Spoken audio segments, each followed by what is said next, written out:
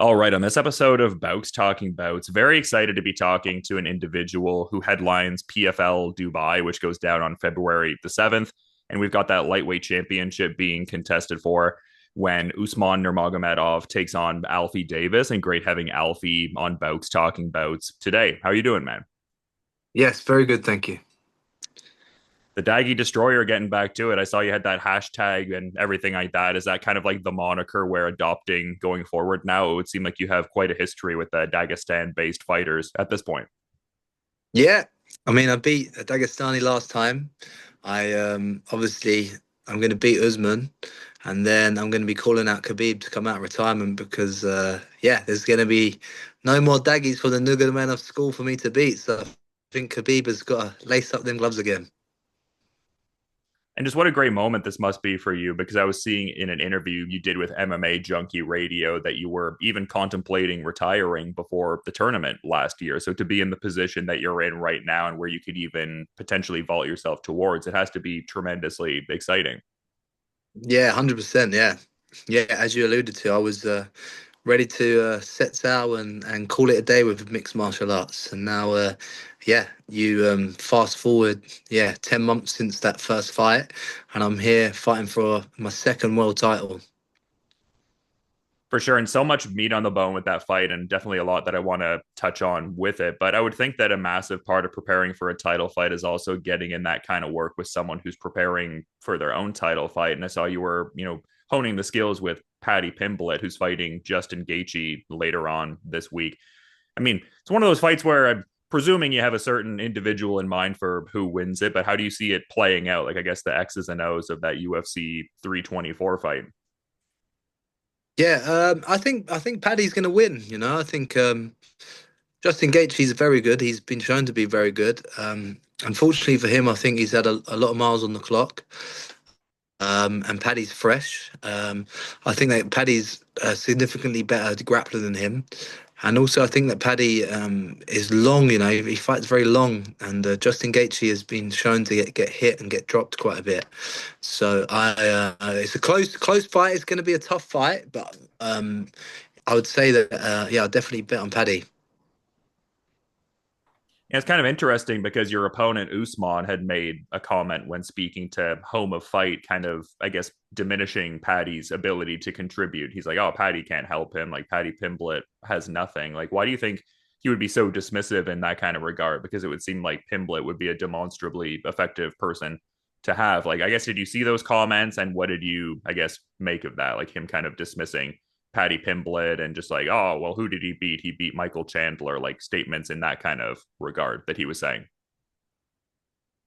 Yeah, Usman's quite entitled. He's like the way he speaks. He's quite entitled. He seems to think that he's God's gift. But in the last few fights and just in general, he's been shown that he's not. I think he tries to replicate a lot of what people in front of him from his team have done. I mean, the likes of Islam and Khabib, he tries to copy their mannerisms, copy how they speak.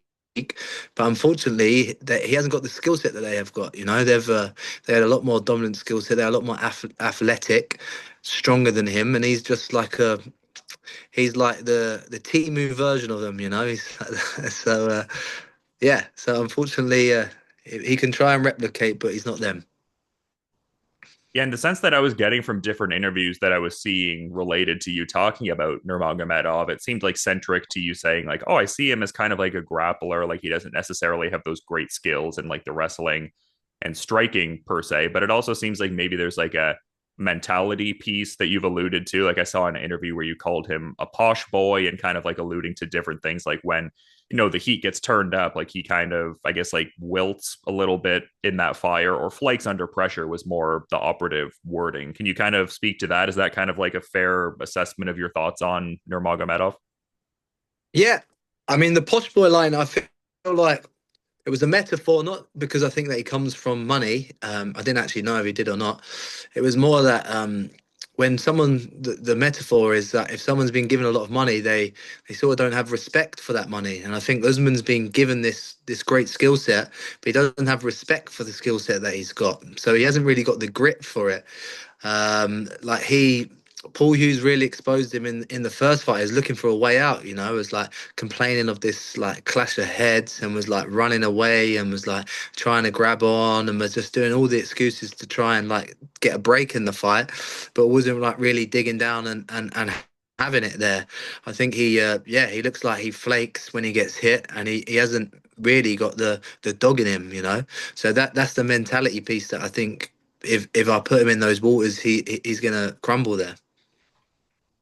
Yeah, it's just kind of interesting because I also saw an interview that he did with MMA Junkie where he was talking about how people from England don't have wrestling, or rather, the country itself doesn't have wrestling. And it just seems like such an antiquated talking point at this juncture. Is there like a part of you that is kind of looking to show out in that kind of regard? Like, hey, like the UK lads know some wrestling at this point. Like, this isn't like the 2000s anymore. Like, it kind of seems like an antiquated talking point a bit.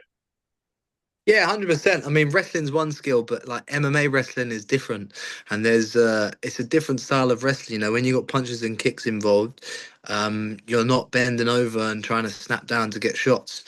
So yeah, I think I can definitely surprise him in there. He looks weak as piss. He's like a skinny guy. So like he's got some good tricks in his arsenal. Like he does a good sort of trips from over under. When he shoots the double, he goes the opposite way. So he does some decent tricks. But I think if he was to actual wrestle against anyone that's actually good, like a good Iranian or a good American, he would get smashed. You know, he's like a weak sort of just someone that has a few tricks in there. So I think if it gets in the clinch, I'm going to bully him in there.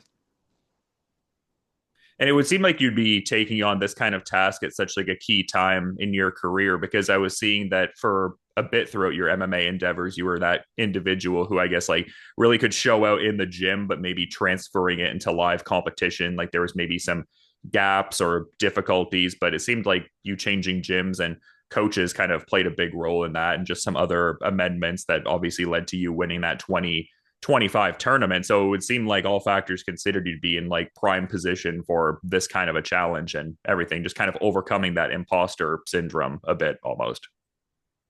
Yeah, 100%. It's like it's weird because last year everything just sort of fell into place, and I've heard the coin like big things come when you want to give up, and I wanted to give up, and then big things started to happen, you know, and it was like I was never really that spiritual or sort of religious, but like after this year, it sort of made me realize, wow, there is something to this, and like I've sort of yeah, so I'm sort of coming into path that I think everything happens for a reason, and this fight, the way my career's panned out and what's been happening, I feel like this is another chapter to that. I think that I sort of need to give this entitled boy a lesson and yeah, really help the PFL brand in bringing it up because we need a star. We need a big star. You know, I think Usman wants to leave to go to the UFC, and I think once I beat Usman, I will be that star, and then maybe Khabib can come out of retirement, or I can carry on beating up some more Dagestanis. No, it's just cool. I mean, you seem like in such prime position to take on such big challenges. And I think it's cool that you give back to the kickboxing academy that you pour into so much. That's just such a great way to foster that great, communal kind of aspect and stuff like that. So I love to see that you're kind of giving back in that kind of regard also. Yeah, thank you, buddy. Yeah, I have a kickboxing academy where I teach kids, so and adults. But I do enjoy teaching. I think actually teaching, they say teaching is the final stage of learning. I feel like me teaching is not just for giving them back, which is very pleasurable, but it also helps me learn. You know, when I have to break down techniques and explain sort of how they work and stuff, it really helps me to understand each technique and give me a deeper understanding of the arts. So I think in me teaching does that, and it's very good to see everyone's life better when I'm doing that as well. Yeah, you carry on your own lineage from when you were watching Jean Claude Van Damme and getting over at Enfield Kickboxing Academy. Now you're paying it forward to them. Yeah, man, you've done your research. I like it. The way that you've done it is very yeah, very deep into my story. Thank you. Yes. So yeah, I had a great kickboxing instructor who helped me very much throughout my teen years and early adulthood that really set me up for a good career. So the fact that I can return that favor and do that to other people, yeah, it's very nice. Yeah, and I saw there was some ink that was added to a particular individual after you won tournament hardware. Is your buddy George going to get a tattoo of you holding the lineal PFL belt after this fight, getting your ideal outcome and all? Yeah, yeah. One of my friends, we've been friends since like the age of 3 or 4. We went to nursery together, and yeah, surprisingly, it was a surprise. He got a tattoo of me winning the world title on his leg. So yeah, at the time I was shocked, but yeah, I'm quite happy he's got it. Yeah, nice.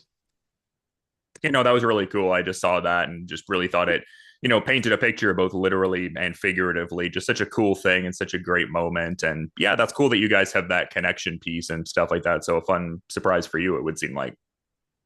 Yeah, 100%. Yeah, I mean, he thinks highly of me. I think highly of him. It's good. It's good. I think I've got a good group of friends that just in general. I've been quite lucky in that I've got some friends from school that I've stayed friends with into my well, obviously now I'm in my early 30s, but we've been friends, 20-year friendships. I mean, I don't think a lot of people always have that pleasure. So I'm very lucky that I have these guys behind me and supporting me. Yeah, no, it's awesome to hear, man. And you seem like you're in a great place in multiple regards, like personally and professionally. So, yeah, I love to hear that, man. And just, want to be cognizant of your time and everything, though, while I have you, Alfie. I figured I'd give you the floor if maybe there was a final parting thought you did want to add as we are kind of wrapping up here. I appreciate you making some time to chat today. Yeah, thank you. I mean, just thank you for taking the interview. In terms of final thought, there's not really much more to say that I haven't said. I'm going to come out there and I'm going to put on Usman Nurmagomedov and I'm going to show why the Dagi Destroyer is the Dagi Destroyer. I'm going to take the world title and then I'll be calling out Khabib Nurmagomedov to come out of retirement, lace up his gloves and try and fight for the name. It's going to be an incredible fight at PFL Dubai. I'm certainly quite excited for this lightweight championship fight on February the 7th. And thanks so much for coming on Bowks Talking Bouts today, Alfie. I'll be checking out this Usman Nurmagomedov fight for sure. But until then, you have a good rest of your day. And to reiterate, thank you again for the time, man. Lovely. Thanks for the interview, buddy.